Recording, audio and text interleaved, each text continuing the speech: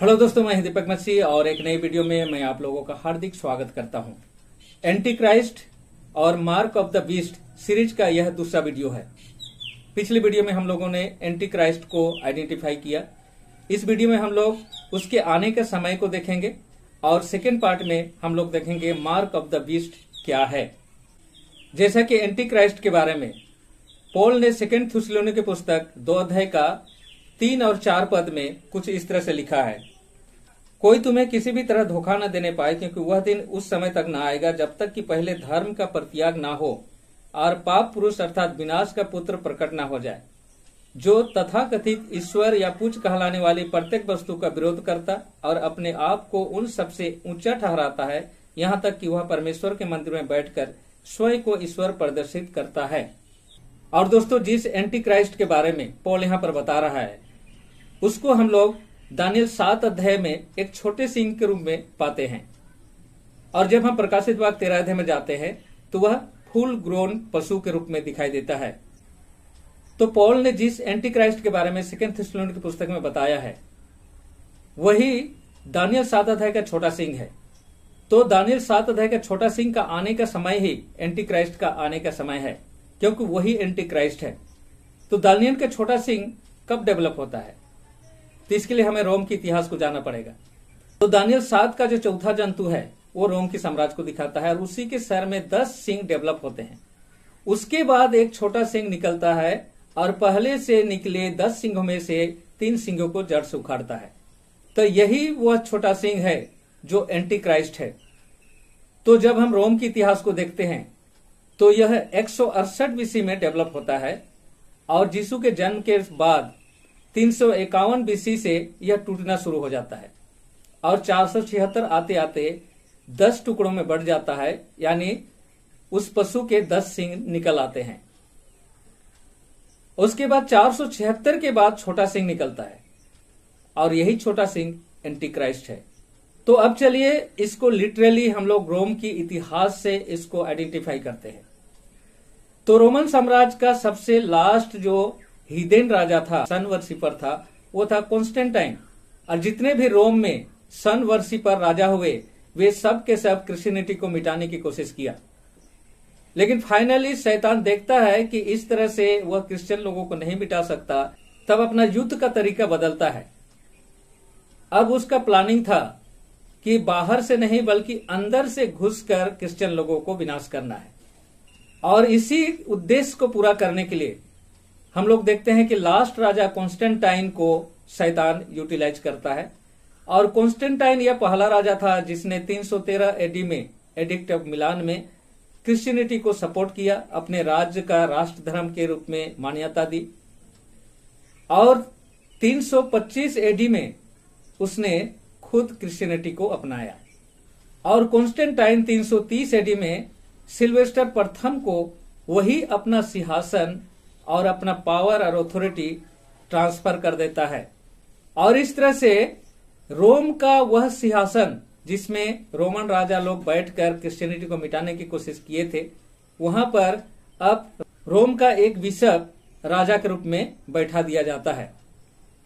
और इसी बात को प्रकाशित वाक्य की पुस्तक 13 अध्याय में दिया गया है। दोस्तों, सबसे पहली बात तो है तो 12 अध्याय का 17 पद का लास्ट पार्ट अगर पढ़े तो यहाँ पर ड्रैगन यानी शैतान कहां पर खड़ा है उसको देखते हैं।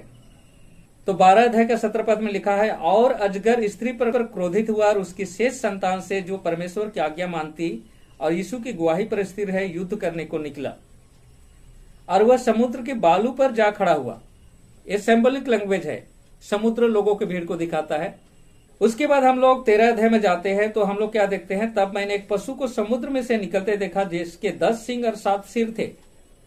तो यहाँ पर 10 सिंग और 7 सिर वाला पशु हम लोग कहां पाते हैं, दानियल 7 अध्याय में।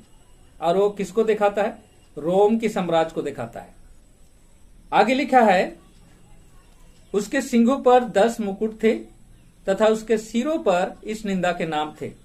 और 2 का हम लोग अगर सेकेंड पार्ट को पढ़ते हैं तो लिखा है, उस अजगर ने उसे अपना सामर्थ, अपना सिंहासन तथा अपना महान अधिकार दे दिया।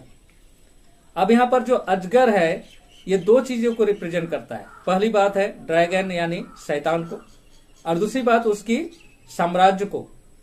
तो दानियल 7 का जो चौथा पशु है उसे ड्रैगन भी बोला जाता है। तो ड्रैगन ने यानी रोम ने यह सिंहासन इस बिशप को ट्रांसफर करता है। ये जो राजा बैठ रहा है, जो एक बिशप है, उसी सिंहासन पर, जिस सिंहासन पर सनवर्षी पर राजा लोग बैठते थे। तो इस राजा का काम क्या है? अगर 5 पद से पढ़े तो हम लोग लिखा है, उसे एक ऐसा मुंह दिया गया जिससे कि वह अहंकार पूर्ण और इस निंदक शब्द बोले, तथा उसे 42 महीनों तक कार्य करने का अधिकार दिया गया। उसने परमेश्वर के विरुद्ध निंदा करने के लिए अपना मुंह खोला कि उसके नाम, उसके तंबू अर्थात उनके विरुद्ध जो स्वर्ग में निवास करते हैं निंदा करे।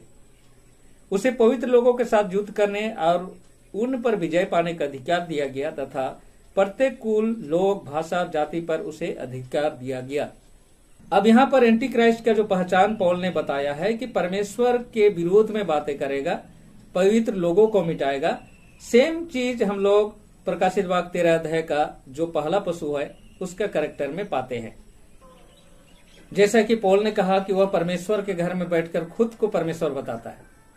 तो दोस्तों, पोप पियूस 11 जो कि 1929 में राजा बनता है, और उसका स्टेटमेंट आपको बता रहा हूं। उसने कहा, you know that I am the holy father, the representative of God on earth, the vicar of Christ, which means that I am God on earth. The Pope is not only the representative of Jesus Christ, but he is Jesus Christ himself, hidden under the veil of the flesh. Pope Leo ने क्या claim किया? We hold upon this earth the place of God Almighty. Therefore, the decision of the Pope and the decision of the God constitute one decision. The pronouncement of Pope to an equal level of authority as the Bible. और Roman Catholic church ही claim करता है, The Pope has power to change times, to obligate laws, and to dispense with all things, even the precept of Christ. तो ये pope claim करते हैं कि परमेश्वर का जो वचन है और पोप का जो बात है दोनों समान है। तो दोस्तों, मैच करके देखिए कि जिस एंटी क्राइस्ट के बारे में पॉल ने एक्सप्लेन किया, उस कैरेक्टर में क्या ये पोप फिट बैठता है? अब चलिए मार्क ऑफ बीस्ट क्या है उसको जान लेते हैं। तो मैक्सिमम जितने भी मसीह भाई बहन लोग हैं वे कंफ्यूज है। वो कभी बोलते हैं कि 666 वो मार्क है, कभी बोलते हैं चिप लगाया जाएगा, लेकिन ऐसा नहीं है दोस्तों। मार्क ऑफ द बीस्ट उसका ऑथोरिटी का साइन है, और वह साइन है दोस्तों संडे। इस संडे को सबसे पहले रोम में लागू करने वाला लास्ट रोमन राजा कॉन्स्टेंटाइन है, और इस कानून को अपने राज्य में लागू करने के समय वह सनवर्षी पर था, और यह कानून उसने 7 मार्च 321 एडी में लेकर आया, जो कुछ इस तरह से है। On the venerable day of the sun let the magistrate and people residing in cities rest and let all workshop be close. उसके बाद जब पोप उस सिंहासन पर बैठना शुरू किया और 364 एडी में चर्च में यह कानून पास किया गया और इसे फोर्सफुली चर्च में अप्लाई किया गया। जैसा कि 364 में जो कानून बनाया गया कुछ इस तरह से है, Christian shall not Judaize and to be idle on Saturday, but shall work on that day, but the Lord's day they shall especially honor. And us being Christians shall, if possible, do no work on that day. If, however, they are found Judaizing, they shall be shut out from Christ. तो दोस्तों इस तरह से Saturday के जगह में Sunday church में apply हुआ, और ये अप्लाई हुआ 364 एडी में। रोमन कैथोलिक चर्च का कार्डिनल्स जेम्स गिब्सन, जिसने अपने बुक्स में लिखा, जो बुक का नाम है faith of our father, 92 edition page number 89 में उसने फ्रीली एडमिट किया है। उसने लिखा, you may read the Bible from Genesis to Revelation and you will not find a single line authorising the sanctification of Sunday. The scriptures enforce the religious observance of Saturday, a day which we, यानी Roman Catholic church, never sanctify. Again उसने लिखा, the Catholic church by virtue of her divine mission change the day from Saturday to Sunday. Catholic weekly पत्रिका है Sunday visitor, वहां ये statement लोगों का आया, Protestant do not realise that by observing Sunday they accept the authority of spoke person of the church, the pope. Of course, the Catholic Church claims that change Saturday Sabbath to Sunday was her act, and the act is a mark of her ecclesiastical authority in religious things. तो mark of the beast, authority का sign, वह Sunday है। यीशु ने किसी को अंधेरे में नहीं रखा, बल्कि सारे इंफॉर्मेशन उसने दिया है ताकि हम सच्चाई को जान सके और अपनी सुरक्षा कर सके, बाद में हमें पछताना ना पड़े।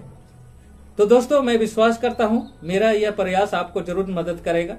अगर वीडियो अच्छा लगा हो तो लाइक जरूर करें और अपने दोस्तों को भी इस वीडियो को शेयर करें ताकि वे भी इस सच्चाई को जान सके। तो आज का वीडियो मैं यहीं पर समाप्त करता हूं, मिलता हूं अगले वीडियो में। तब तक परमेश्वर के आशीषों का आनंद उठाइए। धन्यवाद।